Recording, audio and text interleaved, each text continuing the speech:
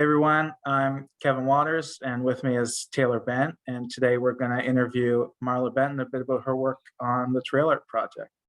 To get started, Marla, could you introduce yourself a bit, your name, pronouns, and where you're from? Sure. Um, my name is Marla Benton, and I go by she and her. And I'm originally from Ontario, but now in Mahone Bay. Cool. So did you study anywhere or are you self-taught with your art? I went to school for art. After high school in Ontario, I went to the Ontario College of Art and Design. Um, I was there for 2 years, and then I transferred out to NASCAD. So that's when I sort of first came out east, and I finished my degree there with a major in ceramics. Nice. Yeah, and then I did go on to do my education degree after a couple of years after graduating. Nice. So you mentioned that you're from Ontario originally and came here for NASCAD, but what about Nova Scotia kept you here? I had a friend in Chester who she said, "Why don't you come stay with me for a month?" And I stayed with her for a month, and then I ended up loving the location and people, and I ended up finding husband, buying a house, having a baby. Yeah. And it kept me here. So Awesome. Definitely. Cool. So could you tell us a bit about your practice? So for example, tell us your favorite thing to create, and stuff like that. Yeah. sure. My practice is a bit of a mix. I do a bunch of functional work. So, your plates, bowls, platters, etc. And then I also love doing sculptural work. So I find that I try to mix it up so that I'm not just focusing on one or the other. I tend to have a bunch of projects on the go, and I do love and try to incorporate some sort of interactive aspect to my work. So, especially on the sculpture front. So, some part of my sculpture is meant to be touched or moved or manipulated in some way. Okay. Cool. Nice. So where could someone buy a Marla Benton artwork piece? I mostly sell out of shops and galleries. I find my studio at home is too small, and I'd much rather spend my time making than making sure that I have 9 to 5 hours sort of thing. So I'm represented at the Harvest Gallery in Wolfville, Studio 21 in Halifax, Inkwell in Halifax, down here in Mahone Bay at Sprig, and Hubert and Bell's, which is further down the shore. Okay. Cool. So you mentioned that you teach. So where do you teach? Right now I do contract teaching both at the Chester Art Center and the Lunenburg School for the Arts. So pretty local. Nice. Yeah, and I do mostly adults and children's workshops, so it's not full-time teaching. And I try to balance it out so that I do my teaching and then I have my work time. You might have touched on that already, but how long have you been teaching for? 18 years. Nice. Oh, wow. Cool. Yeah, and I did start off teaching in the public system, teaching kids grades and an art teacher, and then I shifted over to more of a full-time artist. Nice. Now we'll switch to the big reason why we're here and talk a bit about the Trail Art project you've been working on. Do you want to just first off tell us a bit about it for those who haven't seen it? Sure. It isn't in the ground yet. I'm hoping that on Thursday this week, I will start the installation process.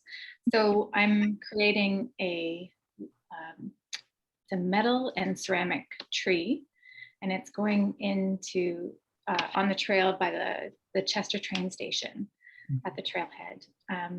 So I've got a steel tree base, and I'm adhering stoneware tiles to it so that it will be permanently, the ceramic will be permanently attached to the metal. The tree trunk has a double layer of rings on it so that you will be able to actually turn parts of the tree trunk that Okay. will rotate around. And as well, some of the branches that come out will have pieces so that you'll be able to sort of turn the branch to see the tiles rotating. Oh, cool. Yeah, that's awesome. It should be. Cool.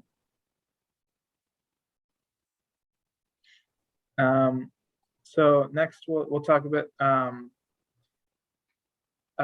maybe a bit about the materials that it takes to make that. Do you know where you got them, or what it takes to put that all together? Sure. It's a bit of a process. So I began with the idea, which I've had for probably 4 or 5 years. And this was a great opportunity to do it and have it installed permanently. So I'm excited about that. I started off with a full-scale drawing where I drew out the actual tree parts, and I printed out some of the metal elbows and pieces so that the metal person that I worked with would know what I was doing. And so it looked like a rather interesting drawing. And I took it to, his name is Mike Creaser. He does metalworks predominantly on fishing boats, but he is able to accommodate some artists sometimes, which is great.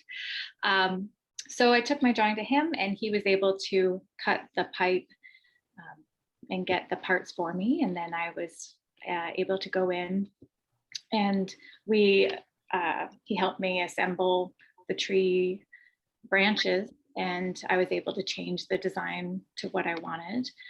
And so that was a big part that I did over the winter and took some coordinating. And then I began making the tiles to fit the curved tree, which was actually really challenging because as you work with clay and you fire it, it shrinks and also can warp. So I'm working with a stoneware, and it's off-white with specks. So it's going to end up looking like a bit of a birch tree, I hope. And anyway, so I struggled with a bunch of the tiles, and I ended up having a day which was not that great. And I smashed a tile, and I realized I really like it broken. So I started smashing more of my tiles and tried to do it in a way that it doesn't ruin the design on the tile.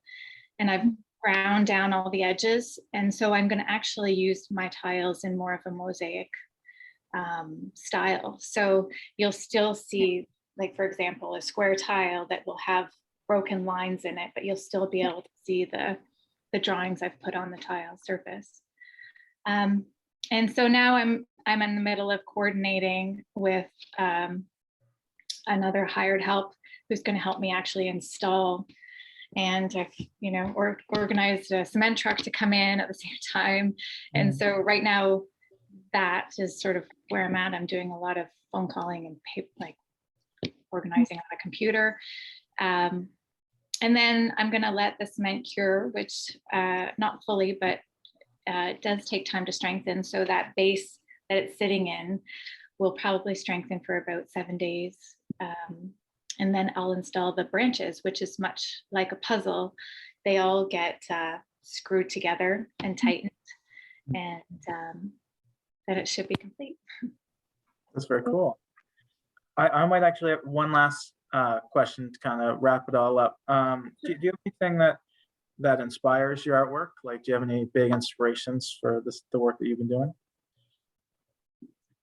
For this tree specifically, I don't know that I have any one inspiration. I love trees, Yeah. but I think a lot of it is stemming from wanting to interact with the piece. So I really tried to focus on that. And then the carvings on the tiles, I've done a bunch of boats, which obviously it's easy to be inspired when you're living near the ocean, and birds. So it's sort of stuff, it comes from all over the place, but Yeah, that's great. And unless Taylor, anything else, I think that's everything we have for you. So I definitely want to say thank you for taking the time to do a little quick interview about yourself, and hopefully everyone watching was able to enjoy. So thank you.